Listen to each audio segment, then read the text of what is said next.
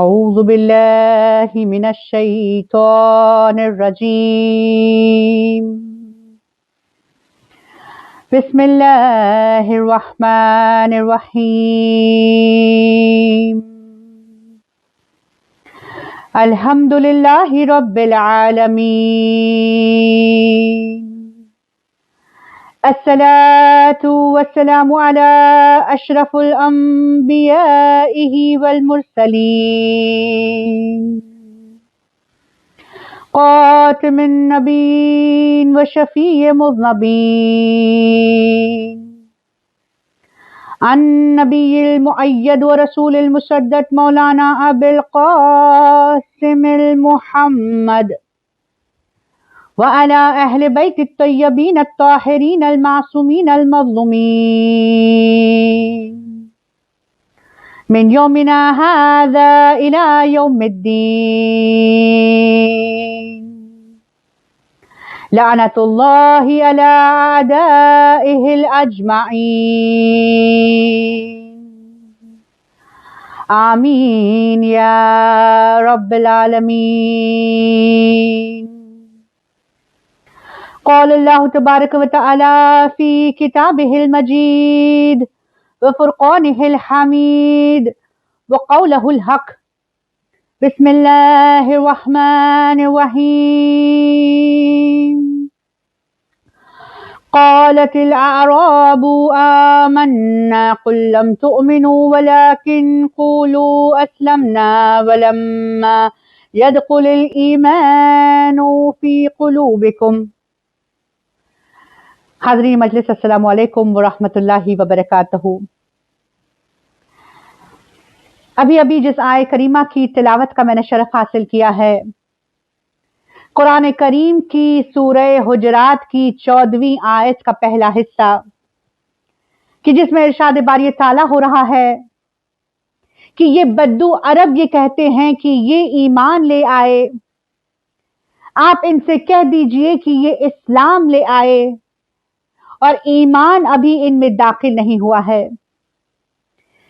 یہ آیت قرآنی اس بات کی شہادت دیتی ہے کہ اسلام اور ایمان میں فرق ہے. دین اسلام صرف زبانی لفظوں کی ادائیگی کا نام نہیں ہے، بلکہ یہ دین ہمیں تاکید کرتا ہے کہ ہم اس مذہب کو، اس خدا کے پسندیدہ دین کو اپنے دل کی گہرائی سے تسلیم کریں. انسان وہی معتبر ہے کہ جس کا ایمان بلند ہے، اور ایمان کی بلندگی کے لیے ضروری ہے کہ ہم اپنے عقائد پر غور و فکر کریں. بالخصوص ماؤں کی یہ ذمہ داری کہ ہم اپنے بچوں کو عقائد سے آگاہ کریں. صرف زبان سے عقیدے کو دہرانا ضروری نہیں ہے، کافی نہیں ہے، بلکہ ہماری ذمہ داری ہے کہ ہم اپنے عقائد کو دل کی گہرائی سے سمجھیں. اسی کے حوالے سے پہلی محرم سے ہماری گفتگو جاری و ساری ہے، اور آج عدالت پر ہم روشنی ڈالیں گے کہ جو اصول دین کا دوسرا عقیدہ ہے. شیعہ اثنا عشری اس بات پر متقد ہیں کہ پروردگار عالم عادل ہے.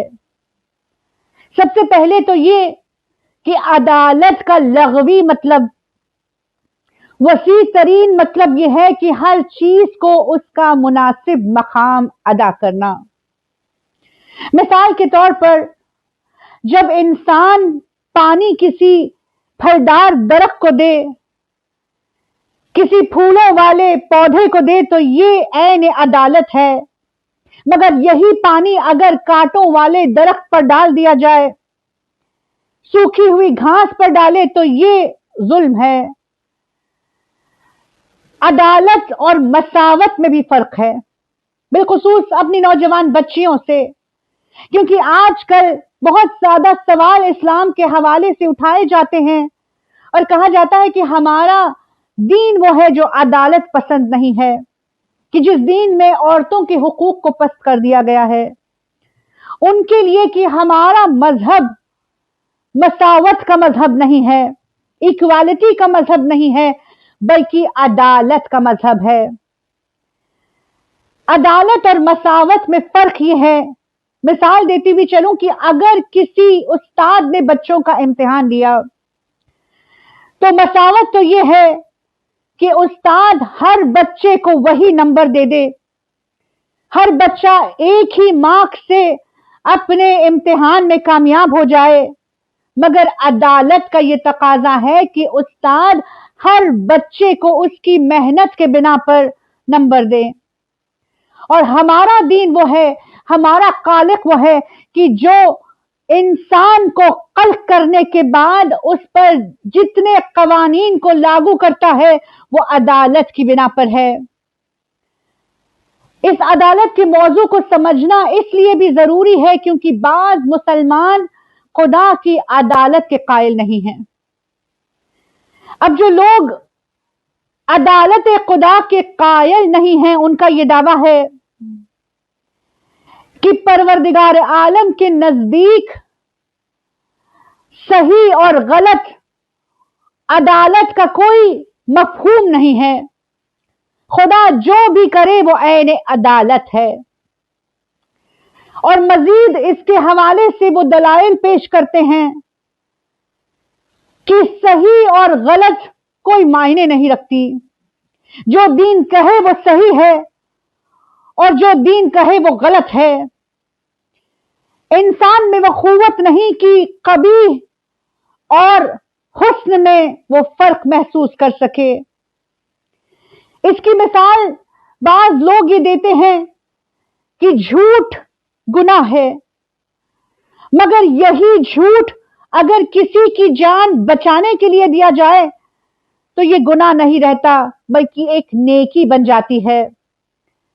तो इसी के बिना पर सही और गलत का कोई मफहूम नहीं। जब दीन कहे और जैसे दीन कहे सही गलत में और गलत सही में तब्दील हो सकता है। हमारे उलमा इसका जवाब देते हुए कहते हैं कि सही हमेशा से सही है, गलत हमेशा से गलत है। झूठ कभी नेक अमल नहीं बनता। हां, अगर किसी के जान पर बनी हो तो इंसान अगर किसी की जान न बचाए तो ये बहुत बड़ा गुनाह है। झूठ भी गुनाह है, मगर किसी की जान न बचाना उससे ज्यादा गुनाह है। और ये फिक्र ये भी कहती है कि इंसान सही और गलत का फैसला नहीं कर सकता। इंसान की अक्ल को ये इदराक नहीं कि वो सही और गलत का फैसला करे, हक और बातिल को पहचाने। और इसीलिए ये फिक्र कहती है कि नाउज़ुबिल्लाहि मिन ज़ालिक मौला हुसैन अलैहिस्सलाम और यजीद मलून दोनों रज़ियल्लाहु हैं। दोनों ने अपने इज्तिहाद पर अमल किया, दोनों ने दीन पर अमल किया और ये खुदा जाने, खुदा का फैसला वो बेहतर समझता है। हमारा ये अकीदा और हमारे उलमा इस दावे को सिरे से खारिज करते हुए कहते हैं कि परवरदिगार आलम ने हर इंसान के अंदर फितरी एतबार से सही और गलत पहचानने की कुव्वत रखी है। खुदावंद करीम कुरान मजीद में इरशाद फरमाता है कि फ़अल्हमहा फुजूरहा व तक़वाहा, यानी हमने नफ्स को फुजूर और तकवे से आगाह कर दिया है। यानी फितरी एतबार से हर इंसान में परवरदिगार ने वो कुव्वत रखी है कि भले ही वो किसी भी मजहब का मानने वाला हो या ना हो, मगर वो सही और गलत की पहचान कर सकता है। इसीलिए मौला हुसैन ने रोज़े आशूरा दुश्मन को ललकारते हुए उनसे मुखातिब होते हुए कहा था कि भले ही तुम किसी मजहब के मानने वाले ना हो, मगर तुम में इतनी तो कुव्वत है, इतनी सलाहियत है कि तुम सही और गलत की पहचान कर सको। यानी शिया इस्ना अशरी परवरदिगार की अदालत के कायल हैं और इस बात पर मुत्तफिक हैं कि परवरदिगार आलम ने बंदों को ये कुव्वत अता की है कि वो सही और गलत, हक और बातिल में फर्क कर सकता है। बाज लोग जो अदालत खुदावंद करीम के कायल नहीं हैं, वो ये दावा करते हैं कि परवरदिगार की तमाम कायनात मिल्कियत है, यानी जन्नत, दोज़ख, ये दुनिया, तमाम कायनात खुदा की मिल्कियत है और खुदा जिसे चाहे वो जन्नत में डाल दे और जिसे चाहे दोज़ख अदा करे। ये फिक्र का कहना है कि ये हो सकता है, परवरदिगार इस बात पर कादिर है कि अगर वो चाहे तो किसी गुनाहगार को जन्नत में डाल दे क्योंकि ये इसकी मिल्कियत है, और किसी नेककार को वो दोज़ख में डाल दे। शिया इस्ना अशरी के हवाले से हमारे उलमा इस दावे को सिरे से खारिज करते हुए कहते हैं कि परवरदिगार आलम किसी पर जुल्म नहीं करता। कुरान करीम इस बात की गवाही देता है कि परवरदिगार आलम एक जर्रे के बराबर किसी पर जुल्म नहीं करता। इन्नल्लाह ला युज़्लिमु मिथक़ाल ज़र्रा, यानी खुदा किसी पर एक जर्रे के बराबर जुल्म नहीं करता। और अगर परवरदिगार आलम ने नेककारों को दोज़ख अदा कर दी, परवरदिगार ने अगर किसी मोमिन को दोज़ख में डाल दिया तो गोया उस पर जुल्म किया और खुदा हर जुल्म से पाक है। शिया इस्ना अशरी इस बात पर मुत्तफिक है कि हो सकता है कि परवरदिगार गुनाहगारों को बख्श दे, अपने तंबीहात को, अपने अजाब की आगाही को पूरा ना करे। हो सकता है कि गुनाहगारों को बख्श दे, मगर परवरदिगार के अदालत के परे ये चीज है कि खुदा अपने हसनात के वादे को पूरा ना करे, यानी वो जन्नत की जिसका वादा मोमिनों के लिए किया है, परवरदिगार की अदालत का तकाजा है कि खुदा अपने वादे को हतमी तौर पर पूरा करेगा। शिया इस्ना अशरी इस बात पर मुत्तफिक है कि परवरदिगार अगर चाहे तो गुनाहगारों को बख्श सकता है, ये उसकी रहमत होगी, और अगर वो गुनाहगारों को सजा देता है तो ये इसकी अदालत का तकाजा है।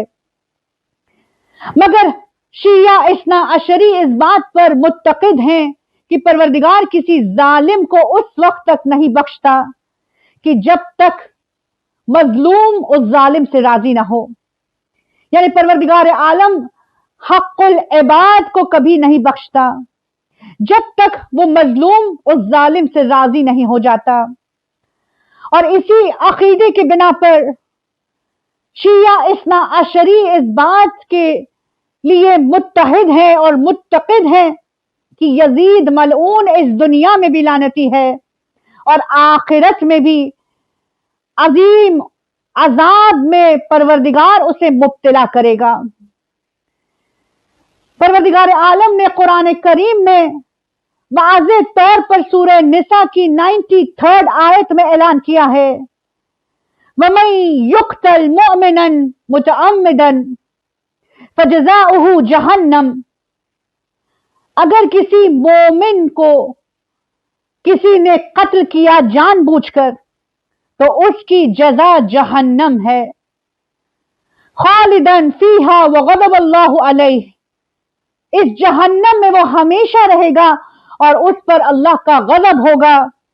वल्लानहु व अअद्द लहु अज़ाबन अज़ीमा, इस पर खुदा की लान भी होगी और इसके लिए अजीम अजाब तैयार शुदा है। यानी हमारा यह अकीदा है कि यजीद मलून इस दुनिया में भी लानती है और आखिरत में भी अजीम अजाब इलाही में मुब्तला होने वाला है। इस मौजू को तफसील से समझने की इसीलिए जरूरत है क्योंकि आज सोशल मीडिया का जमाना है। आज कई ऐसे क्लिपिंग हमारे बच्चों के सामने आ जाते हैं कि जहां कहा जाता है कि यजीद को बख्श दिया गया है, यजीद नौजुबिल्लाह मिन ज़ालिक मग़फ़ूर है। हमारा यह अकीदा है कि परवरदिगार आलम यजीद को हरगिज न बख्शेगा क्योंकि ये उसकी अदालत का तकाजा है।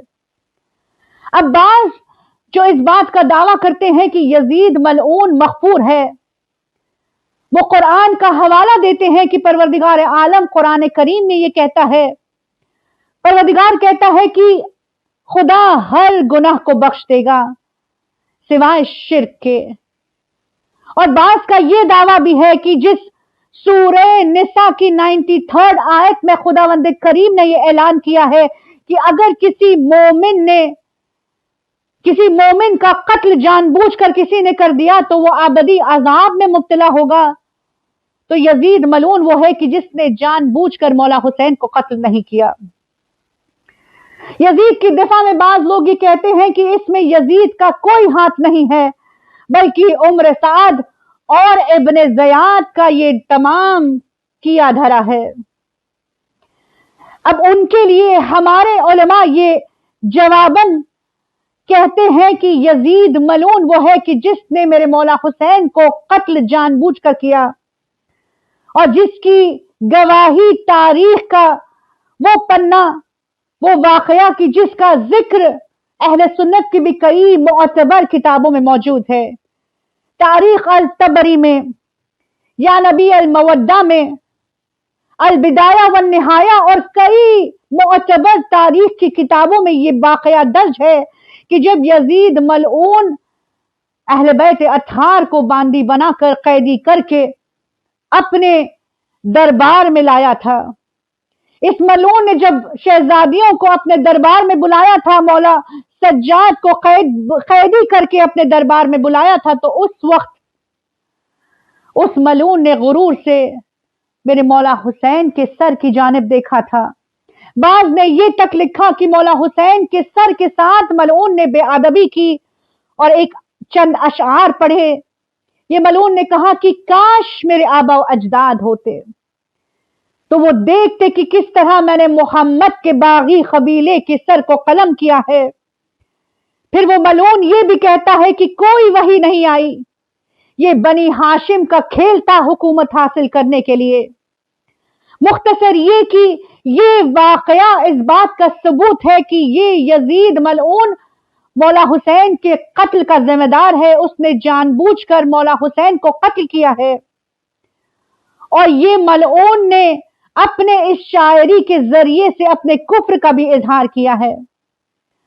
बाज ये कहते हैं कुरान के हवाला देते हुए कि सूरह जुमर में परवरदिगार आलम 53rd आयत में ये कहता है कि ऐ पैगंबर मेरे बंदों को ये पैगाम पहुंचा देना कि ऐ मेरे बंदों की जिन्होंने अपने नफ्सों पर जुल्म किया है, खुदा की रहमत से मायूस ना होना, क्योंकि खुदा तुम्हारे तमाम गुनाहों को बख्श देगा। वो बहुत बख्शने वाला है, बहुत ज्यादा बख्शने वाला है और मेहरबान है। बाज ये कहते हैं कि इस आयत की शान नुज़ूल ये है कि वहशी यानी अपने जमाने के सैयदुल शुहदा जनाब हमजा अलैहिस्सलाम का कातिल, ये वहशी जब रसूल अल्लाह की बारगाह में उस वक्त आया कि जब आप सल्लल्लाहु अलैहि वसल्लम ने ऐलान मग़फ़िरत आम किया था, ये मलऊन आका नामदार की बारगाह में आया तो मिस्ले बेद कांप रहा था। उसने अपने गुनाहों का एतराफ किया और आका से सवाल किया कि या हबीब खुदा, ए अल्लाह के रसूल, क्या मुझ जैसे गुनाहगार की बख्शिश भी मुमकिन है? तो उस वक्त ये आयत नाजिल हुई और परवरदिगार आलम ने ऐलान कर दिया कि खुदा तमाम गुनाहों को बख्श देगा। और यजीद की दिफा में इस आयत को पेश किया जाता है कि जब सैयदुल शुहदा जनाब हमजा के कातिल को बख्श दिया गया तो क्यों यजीद को न बख्शा गया होगा? यजीद भी मगफूर है। हमारे उलमा इसकी दिफा में, इसकी वजाहत में ये कहते हैं कि बेशक परवरदिगार आलम की रहमत बहुत ज्यादा वसी है। खुदावंद करीम ने अपने गजब से कई साल पहले अपनी रहमत को कल्ब किया है। परवरदिगार आलम अपनी रहमत के हवाले से तमाम गुनाहगारों को बख्श देता है, जिसका ऐलान खुदावंद करीम ने सूरह जुमर की आयत में किया, जहां सूरह जुमर की 53rd आयत इस बात का ऐलान करती है, तो दूसरी ही आने वाली आयत में परवरदिगार ये कहता है कि और तुम सब अपने परवरदिगार की जानिब रुजू करो, उसके सामने सरापा तस्लीम हो जाओ, कबल इसके कि तुम अजाब में मुब्तला हो जाओ कि इसके बाद तुम्हारी मदद मुमकिन नहीं है। और फिर 55 आयत ज़ुमर कि जिसमें परवरदिगार आलम कहता है कि और तुम्हारे रब की तरफ से जो बेहतरीन कवानीन तुम पर नाफिज हुए हैं उसकी इत्तिबा करो, इससे पहले कि तुम अजाब में मुब्तला हो जाओ और तुम्हें इसका शऊर ना हो। यानी हमारे उलमा ये कहते हैं कि ये आयत मग़फ़िरत कि जहां परवरदिगार कहता है कि तमाम गुनाहों को बख्श दिया जाएगा, आने वाली आयतों में परवरदिगार आलम ने इसकी शर्तें रखी हैं। यानी बख्शिश आम मशरूत है 3 शराइत के साथ कि सबसे पहले तो गुनहगार को चाहिए कि खुदा की जानिब रुजू करे, उसके कवानीन के सामने सर तस्लीम कम हो जाए। और यजीद के पास कभी ये नहीं मिला। तारीख इस बात की शहादत देती है कि यजीद मलऊन कभी अपने गुनाहों पर नादिम न हुआ। अगर वो नादिम हो जाता तो खिलाफत मौला सज्जाद के हवाले कर देता, मगर तारीख में कहीं नहीं मिलता कि उस मलऊन ने मौला सज्जाद के सामने निदामत का इजहार किया हो या खिलाफत को वापस करने की बात की हो। हत्ता की तारीख इसके कभी इरादों की शहादत देती है कि जब मलऊन ने बादे वाक़े करबला वाक़े हिरा को मचाया है, का इस मलऊन ने मुस्लिम इब्न उक़बा की क़यादत में कसीर तादाद में लश्कर भेजा था ताकि मदीने को ताराज किया जाए। वो मस्जिद नबवी कि जहां रसूल अल्लाह की तुरबत भी मौजूद है, कब्र मुताहर पर घोड़ों को बांधा गया था। 3 दिन तक औरतों की हुर्मत को पामाल किया गया। मस्जिद की हुर्मत को इस तरह पामाल किया गया कि खून से मस्जिद भरी हुई थी। 3 दिन तक जब इसकी तमाम फौजों ने मदीने को ताराज किया तो इसके बाद ये खाने काबा की जानिब गए, यानी मक्के की जानिब कूच करते हुए तारीख लिखती कि ये मुस्लिम इब्न उक़बा अपनी जिंदगी के खात्मे पर पहुंच गया, यानी जानकनी का आलम आ गया, मौत के कगार पर पहुंच गया। तो उसने हसीन बिन नुमैर को बुलाकर कहा कि यजीद का यह कहना है कि अगर मैं आगे न बढ़ सकूं तो तुम्हें इस फौज की सिपाहसालार बना दूं। फिर ये मलून कहता है कि अगर मेरी मानी जाए तो मैं तुम्हें सिपाहसालारी न दूं, मगर क्या करूं कि यजीद के हुक्म की ताबे मैं हूं। यानी ये इस बात की गवाही देती है कि ये मलऊन यजीद हरगिज अपने काम पर नादिम ना था और उसने मदीना जैसे रसूल अल्लाह के शहर को ताराज किया था। अज़ादारों, जरा सोचने क्या मकाम है कि परवरदिगार आलम की निशानी एक ऊंटनी को जब उनके कौम ने, सौले के कौम ने ज़िबा कर दिया था, ऊंटनी के बच्चे ने जाकर पहाड़ की चोटी पर आसमान की जानिब जाकर परवरदिगार की बारगाह में फरियाद की थी, तो इमाम फरमाते हैं कि खुदावंद करीम ने उसी वक्त अजाब नाजिल किया था। तो जरा सोचिए कि परवरदिगार आलम की हुज्जत वो सारल्लाह मेरा मौला हुसैन कि जिसकी खून नाहक को मलून यजीद ने बहाया है, परवरदिगार उसे कैसे बख्श दे।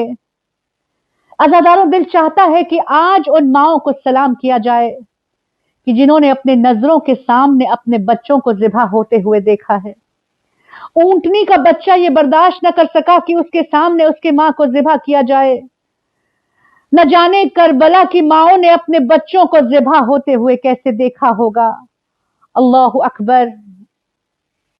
दिल चाहता है कि जरा उन करबला की माओं पर नजर की जाए कि जो अपने औलाद को इताअते इमाम पर आमादा कर रही हैं।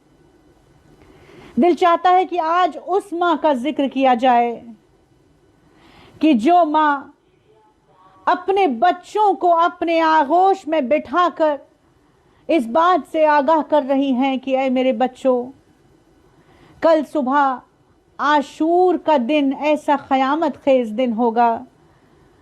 शहजादी ज़ैनब सवाल करती है कि बच्चों, क्या तुमने कभी मिना का मैदान देखा है? بچے کہتے ہیں کہ اماں ہم نے مینا کا میدان دیکھا ہے، بی بی کہتی ہیں کہ کل کربلا کا میدان مینا کا میدان ہوگا۔ فرق یہ ہے کہ یہاں دمبوں کا قربانی نہیں بلکہ انسانوں کی قربانی ہوگی۔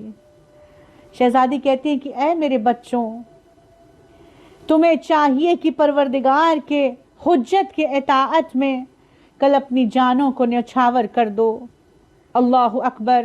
عزاداران سید الشہداء، ماتمداران مظلوم کربلا، شہزادی زینب اپنے بچوں کو بٹھا کر وصیتیں کر رہی ہے، ہدایتیں دے رہی ہے۔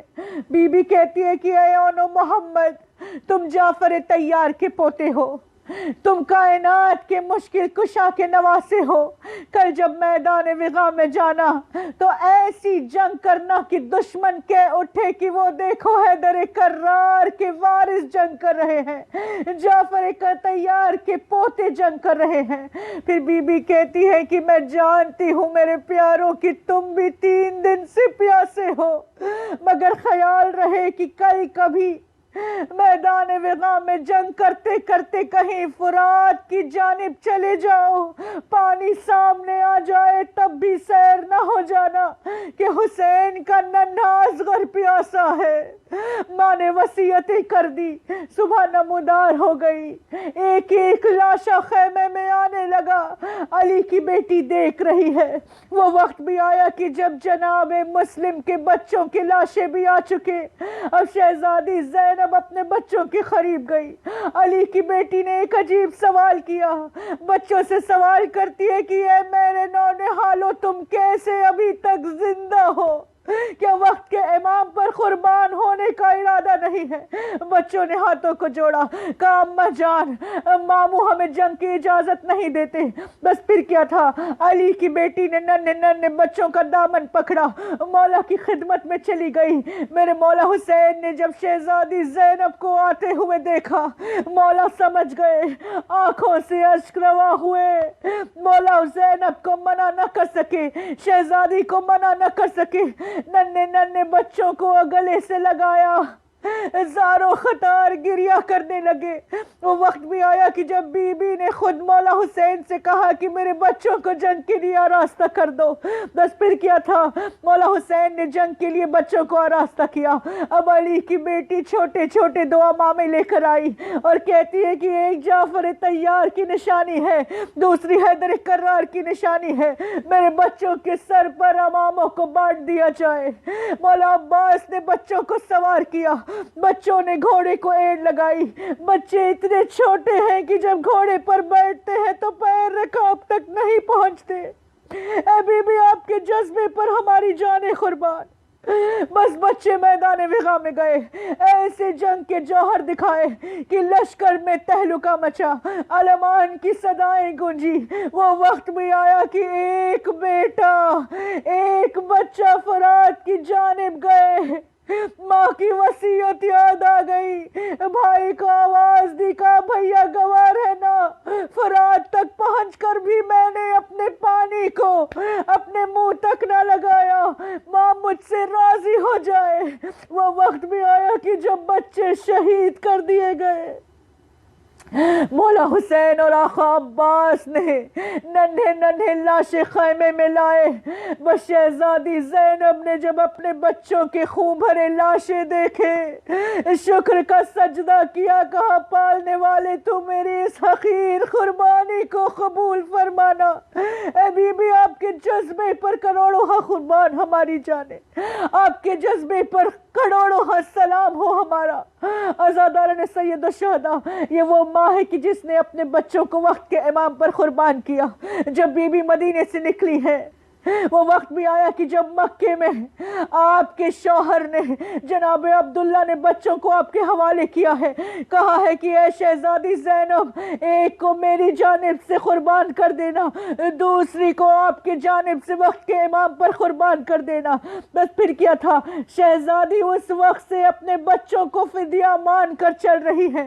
رستے میں جب دھوپ کی شدت بڑھتی، کہیں یہ دیکھا نہ گیا کہ بی بی اپنے بچوں کے لیے پریشان ہے. جب پریشان ہوئی ہے تو علی اکبر کے لیے پریشان ہوئی ہے, پریشان ہوئی ہے تو اصغر کے لیے پریشان ہوئی ہے.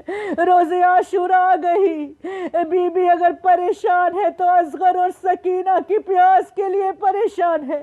بی بی نے کبھی اپنے بچوں کی پیاس کو مولا حسین کے سامنے ظاہر نہ کیا. اے بی بی آپ پر کروڑوں ہاں قربان.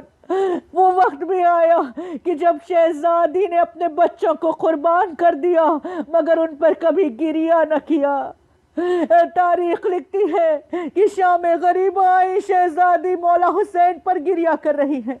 سارا رستہ کربلا سے کوفہ, کوفے سے شام, بی بی کبھی علی اکبر کا ماتم کرتی ہے, کبھی علی اصغر کا ماتم کرتی ہے, کبھی اپنے پردے پر گریہ کرتی ہے, مگر کہیں نہیں ملتا کہ شہزادی نے اپنے بچوں پر گریہ کیا ہو.